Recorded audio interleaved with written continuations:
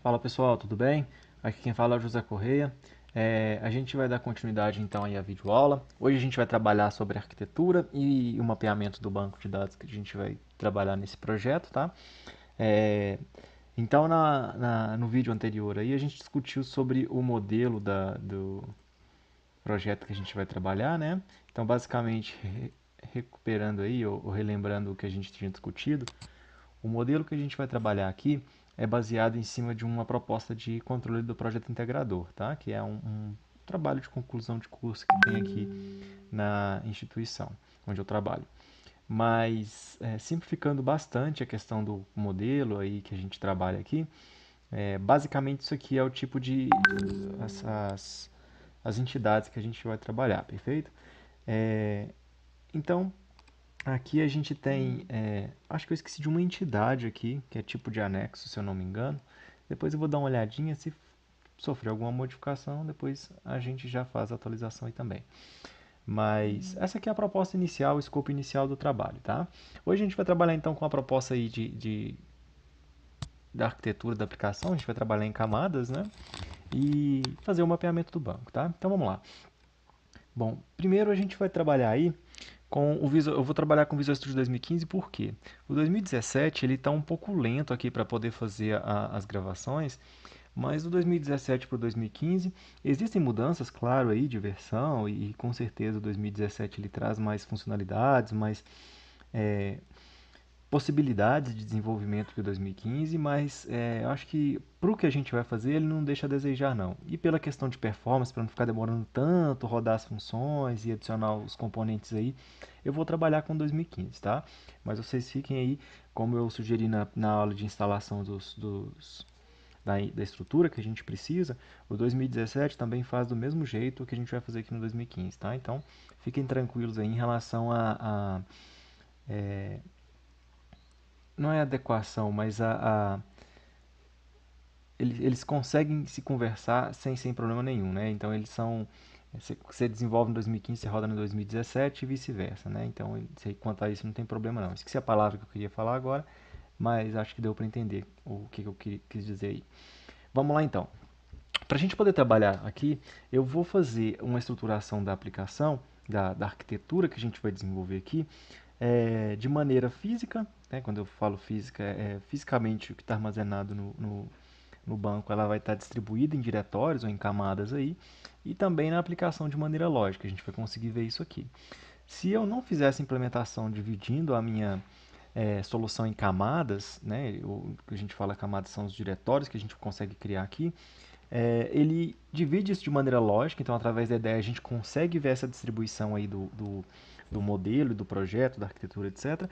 Mas na estrutura ela não fica, é, ela não reflete o que a gente está fazendo aqui através da ideia. Então, vou fazer isso por organização, principalmente da estrutura física também, mas logicamente a gente já consegue distribuir, organizar isso aqui em camadas também, então fica ao critério de vocês fazer ou não fazer isso que eu vou mostrar aqui, tá? Então, se você for fazer diretos, provavelmente isso vai ficar bem mais simples aqui. Então vamos lá.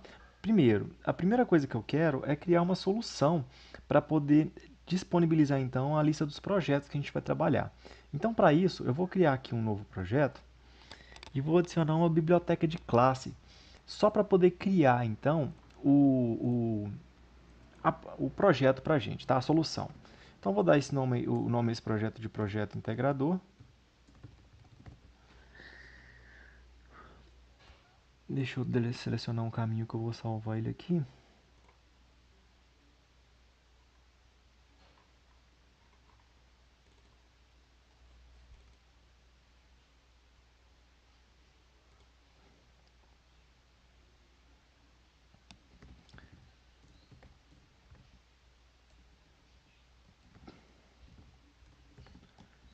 Projeto integrador. Na verdade, eu nem preciso criar ele, porque ele já vai criar um diretório para a solução. Então, deixa eu excluir isso aqui.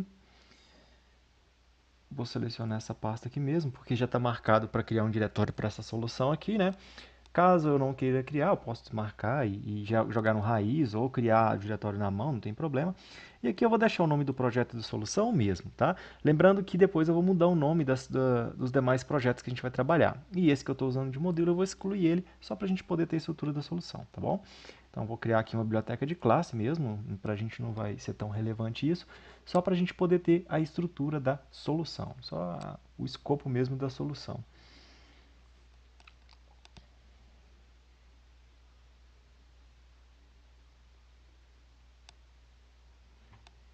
Então aí vocês já conseguem ver que mesmo trabalhando com 2015 ele já não está tão rápido assim, né? Mas enfim, vamos lá. Eu também estou com dois Visual Studio, estou rodando algumas outras coisas aqui. Com certeza isso impacta também, mas olha só. A gente tem aqui então a solução projeto integrador. Isso aqui eu vou excluir, tá? Eu não vou precisar aqui mais, eu quero só essa solução aqui. Vou ter que vir aqui também no diretório da solução e eu vou excluir esse diretório aqui, tá? Esse aqui está relacionado à classe. Então o que eu quero? Eu quero basicamente isso aqui, ó. O diretório, a solução, e ele vai ficar vazio aqui pra gente. Por quê? Pra gente conseguir então montar a estrutura que a gente quer. Qual que vai ser o padrão que eu vou utilizar aqui então? E é uma sugestão de como a gente pode organizar. Não é a única maneira que tem para a gente trabalhar em camadas, não é a maneira, não vou entrar no critério se ela é melhor ou pior, tá? Porque isso vai girar em torno de várias discussões em relação à tecnologia, integração de bibliotecas, infraestrutura que você vai trabalhar, se é com microserviços, né? Então você quer escalar sua aplicação vertical, horizontalmente ou verticalmente. Então tem várias discussões que giram em torno disso aqui, da definição da arquitetura, para poder atender e desenvolver um projeto em cima da melhor, buscando atender o problema que a gente tem aí para poder resolver da melhor maneira possível, né? Então, eu não vou entrar no critério aqui de discussão em cima de desenvolvimento para escalar, por exemplo, vertical, horizontalmente, quantidade de camadas, reusabilidade, padrão de projeto. Claro que reusabilidade a gente vai trabalhar um pouco, né? Mas tenho em mente que essa discussão ela tem que ser feita, essa crítica ela tem que ser feita para poder gerar e resultar numa arquitetura que consiga contemplar e resolver, né, atender às expectativas que a gente tem em relação àquele projeto. Então, e é interessante já ter essa definição e montar arquitetura em cima dessa discussão para evitar problemas estruturais, de retrabalho, que podem acontecer caso a arquitetura não esteja bem definida.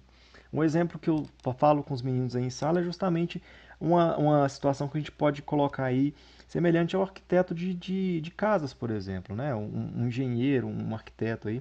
Se ele não define muito bem a planta da casa, distribuição dos cômodos, organização, tamanho, a comunicação, o que vai ficar perto do que, né? Então, tudo isso vai impactar aí é, na- no- quando a gente vai implementar, né? Quando a gente vai realmente construir a casa em cima desses modelos. Então, a necessidade de se ter uma arquitetura, uma organização, uma distribuição de maneira completa e que atenda às necessidades, às expectativas dos nossos interessados aí, a gente fizer isso a nível de planejamento, simplifica bastante a questão da aplicação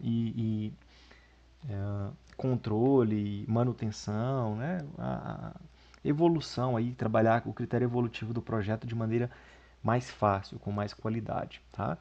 Então, essa questão da discussão de qual arquitetura é melhor ou pior vai depender de vários fatores, tá?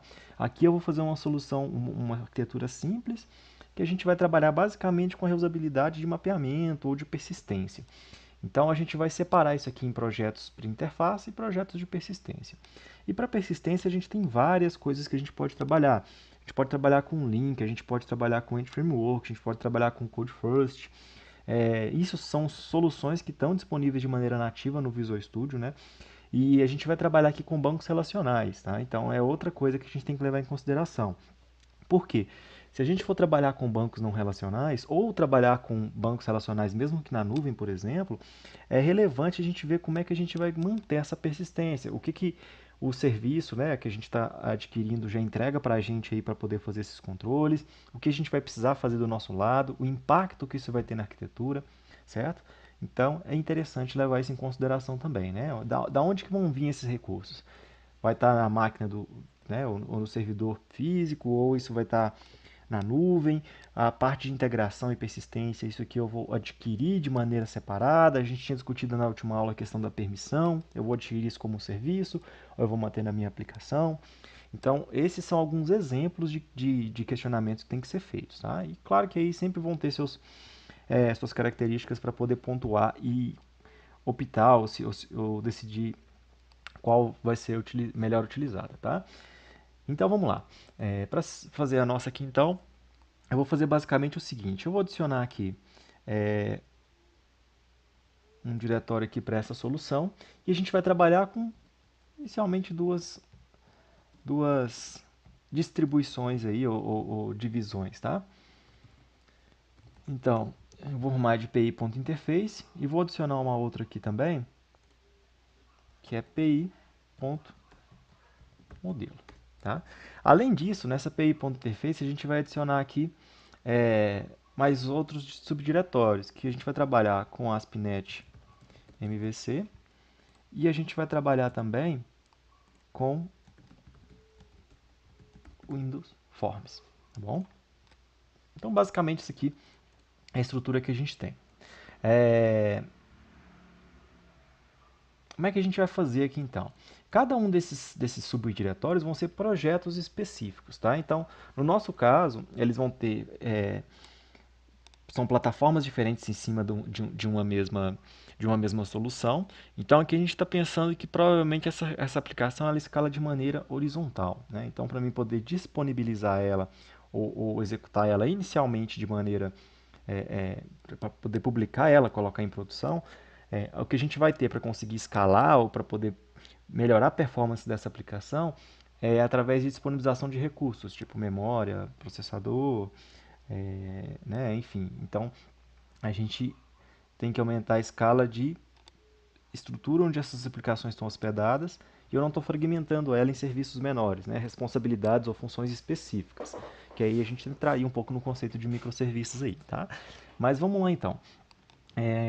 Para essa parte de interface, então, a gente vai fazer basicamente o quê? O ASP.NET MVC a gente trabalha daqui a pouco, vamos para o Windows Forms e para o modelo, tá? Não vou entrar no modelo por enquanto, vamos no Windows Forms, vamos só para o modelo, inicialmente. Basicamente, então, o que a gente vai ter é o quê? A gente vai fazer o mapeamento usando o Entity Framework, tá? Que é uma ferramenta de persistência que a gente vai trabalhar inicialmente e que ela é bem interessante pelo conceito da facilidade que a gente tem de criar o mapeamento dos nossos objetos e trabalhar com as nossas persistências, salvar, editar, excluir, etc. Tá? Vamos fazer então o seguinte, aqui nesse pi.modelo a gente vai adicionar um novo projeto.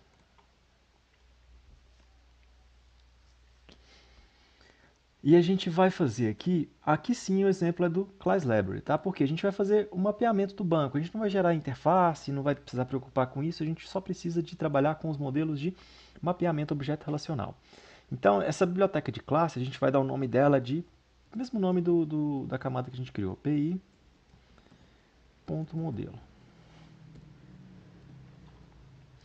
A gente vai salvar ela aqui então, aonde? Percebam que ali eu criei dois diretórios, né, na nossa solução.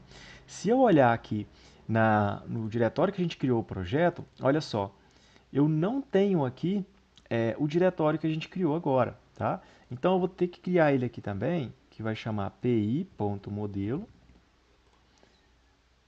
E dentro desse diretório que eu vou disponibilizar esse projeto então, tá? Por que isso é interessante? Porque a hora que a gente abrir fisicamente a estrutura que a gente tem da nossa solução, a maneira que vai estar aqui disponível de maneira lógica, através da ideia, vai estar fisicamente também. Aí eu acho isso interessante porque a gente define uma consistência, define um padrão de como que a gente vai manter isso aqui. Tá? Então, eu defini o nome do projeto, defini o caminho onde a gente vai salvar ele, vou clicar em OK. Né? E basicamente, a gente tem aqui a criação dessa camada de modelo, certo? A gente não vai precisar dessa classe aqui, então vamos excluir ela. Tá? O que a gente vai fazer então nessa camada aqui é trabalhar com o mapeamento do nosso banco. Então, antes disso aqui, é claro que a gente tem que ter o banco físico criado aí. Tá? Eu criei aqui no SQL Server. O nome do projeto é Projeto Integrador. tá? Relacionado ao projeto que a gente está criando aqui agora. Então, eu vou fazer um mapeamento desse banco físico para a minha aplicação, para mim poder, através desse mapeamento, criar os objetos e suas relações ou propriedades de navegação que eu consigo, e através disso eu consigo fazer o quê? Buscar informações do banco físico para a aplicação, manipular essa estrutura que a gente tem no banco e persistir, ou seja, salvar, manipular, né, trabalhar com os dados que a gente tem aí entre aplicação e banco de dados, tá? Então, para isso, a gente vai clicar com o botão direito aqui em cima desse projeto pi.modelo, add, novo item.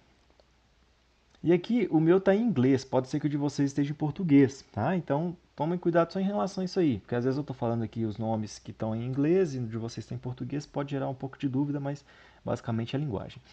Adicionei, cliquei com o botão ali direito em cima do projeto, adicionar, vou vir aqui em data e vamos selecionar esse ADO.NET Entity Data Model. O que tem esse ADO.NET? Basicamente, os tipos de conexão que a gente consegue fazer, ou de mapeamento que a gente consegue fazer, dos nossos bancos de dados de maneira física para o modelo objeto relacional, de uma maneira que a gente consegue manipular isso na nossa aplicação. O nome desse modelo que eu vou criar aqui vai ser Projeto Integrador. Vou clicar em adicionar. Aqui as opções que a gente pode trabalhar, algumas delas, né? A gente vai trabalhar aqui com o Entity Framework Designer from Database. Então a gente vai criar um mapeamento do nosso banco lógico, né, o objeto relacional, com base no nosso banco físico, através de uma conexão com o banco de dados, tá? A gente vai definir aí. Seleciono a primeira opção, vou clicar em próximo. Vou criar aqui uma nova conexão, tá? Vou colocar o nome da minha instância do banco de dados. Se vocês estiverem na dúvida, é o mesmo nome que aparece quando a gente clica para conectar o banco aqui, tá? Então, no meu caso é J Correia. Deixa eu voltar aqui. J Correia. O modo de autenticação. A gente pode usar aqui basicamente, né, que eu sugiro aí de a gente poder avaliar é a autenticação do Windows e SQL Server. Eu sempre sugiro criar a autenticação do SQL Server, porque aqui a gente pode criar permissões específicas para cada banco e até mesmo para cada usuário que a gente cria no banco de dados. Então a gente tem um maior controle sobre o que vai ser feito no nosso banco.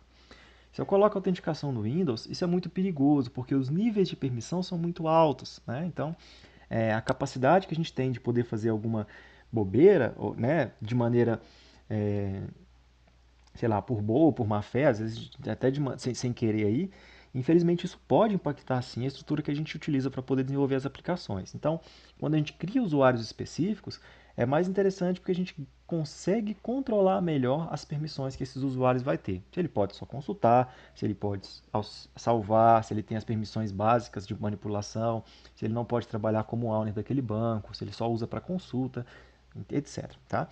Então aqui eu vou só exemplificar, vou usar o SA, claro que o SA tem permissão aí de controle de todos né, os maiores privilégios que tem aqui, mas eu poderia criar qualquer usuário e definir isso lá no meu banco de dados. O que o usuário, sei lá, José Corrêa pode fazer?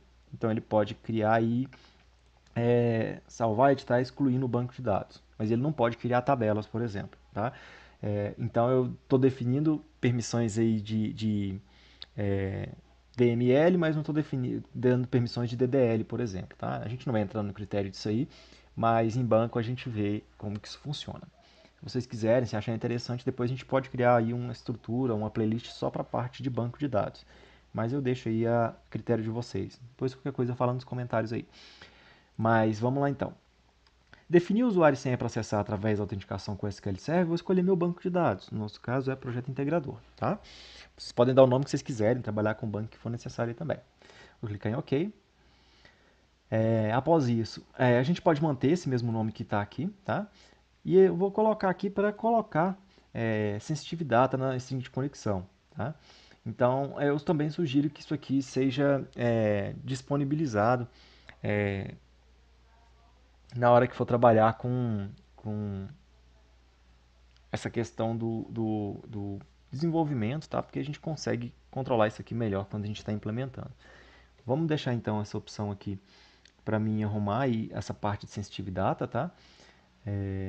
Vou clicar em próximo. Selecionar aqui a versão 6x, né? 6x porque ainda está em cima da mesma versão 6, então está sofrendo alterações aí, mas ele sempre pega a versão estável, vamos deixar 6x. E aqui agora a gente vai selecionar basicamente o mapeamento das nossas tabelas, tá? Vou clicar em Tables aqui em cima, pego todas, vou clicar em Finish. Finalizar aí. Então o que ele vai criar aqui para a gente agora é o que? Ele vai criar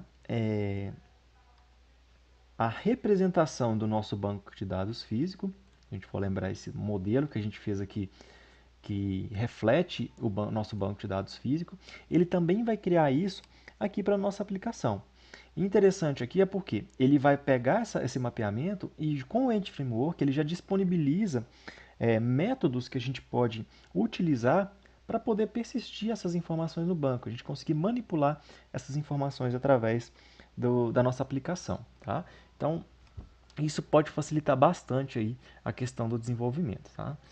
Existem algumas discussões se ela é mais rápida, mais devagar, integração com outras coisas que a gente pode fazer, mas para a nossa disciplina a gente vai trabalhar com essa, tá? Existem outras além dessas aqui, que vale a pena depois dar uma olhada na comunidade, que o pessoal discute e levanta aí de pontos fortes e fracos que tem para trabalhar nessa parte de persistência, tá? Mas fica aí uma sugestão do que a gente trabalhar, do que a gente pode utilizar para trabalhar. Então aqui é a representação que a gente tem do nosso mapeamento objeto relacional no banco. Se a gente olhar aqui então o que foi feito, olha só, ele claro que adiciona referências para poder auxiliar a manipulação desses componentes que ele adicionou aqui no mapeamento que ele fez no banco, e ele cria basicamente esse EDMX. E aqui a gente tem então as nossas classes ou entidades do nosso banco físico transformadas em objetos. Tá? Então a gente tem aqui as manipuladoras de visibilidade para poder trabalhar com essas entidades, as propriedades de navegação, tá? Que a gente tem entre os objetos ou entidades que a gente tem aqui também, e que basicamente a gente vai usar isso para poder trabalhar como referência para as nossas entidades ou para as nossas camadas aqui de cima. Tá? Então, isso aqui basicamente foi o mapeamento do nosso banco de dados. No WebDMX, qualquer alteração necessária para excluir ou adicionar entidades, atributos, propriedades de navegação, a gente pode fazer isso aqui e depois basta a gente fazer uma atualização desse modelo que foi feito. Então, só falando de maneira rápida, tá? O Entity Framework ele é feito com base em um banco físico existente para poder criar posteriormente o mapeamento desse banco para aplicação. Então, o que a gente fez aqui? A gente começou o nosso projeto através da definição do projeto de banco de dados, a gente implementou, definiu esse modelo aqui, a gente construiu fisicamente o nosso banco de dados aqui, e a nossa aplicação ela está fortemente acoplada, através do Entity Framework, a como o nosso banco de dados funciona. Então, se eu fizer alguma alteração, altero no projeto, altero no meu banco de dados físico, peço para fazer o update aqui através dessa conexão que a gente criou agora, e ele automaticamente ele já busca essas alterações que são feitas a nível de tabelas, por exemplo. Se eu excluir uma entidade, adicionar uma entidade, excluir um atributo, adicionar um atributo, a gente consegue manter isso aqui de tal forma que referencie o estado atual do banco de dados que a gente tem, tá bom? Pessoal, então eu vou finalizar a aula aqui, eu acho que passou um pouco dos 15 minutos aí. E na próxima aula a gente vai começar a trabalhar com as nossas interfaces, tá? Inicialmente com o Windows Form, ok? Um abraço e até a próxima.